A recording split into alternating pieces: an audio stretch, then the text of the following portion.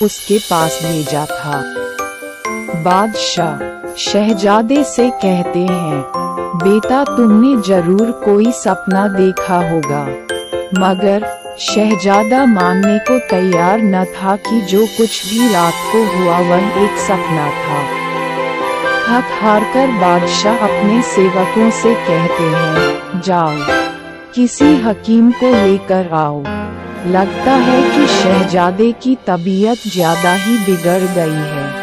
इतना सुनते ही शहजादे ने अपने पिता को उस लड़की की नीले रंग की अंगूठी दिखाई। उसे देखकर बादशाह हैरान हो गए। उन्होंने सबसे पूछवाया कि वह नीला रत्न कौन सा है, लेकिन उनके राज्य में और पूरे फारस में ऐसा रत्न किसी ने नहीं देखा था। तब राजा ने शहजादे को कहा कि तुम चिंता मत करो, हम उस लड़की को ढूंढ निकालेंगे। हम उसे इधर ढूंढते हैं और तुम हमारे नदी के किनारे वाले महल में चले जाओ, वहाँ परदेसी भी आते हैं।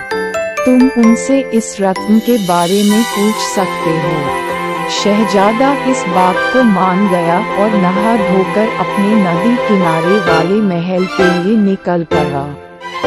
वहीं दूसरी ओर चीनी और बादशाह की बेटी बदौरा का हाल भी कुछ ऐसा ही था। उसने भी सुबह होते ही अपने बगल में सो रहे लड़के के बारे में पूछा। सब उसके सवालों से भी परेशान हो गए। जब लड़की ने अपने पिता को हीरे की अंगूठी दिखाई तो बादशाह गौर भी हैरान हो गए। ये हीरे की अंगूठी उनकी बेटी की नहीं थी। काफी सोचने विचारने के बाद भी जब कुछ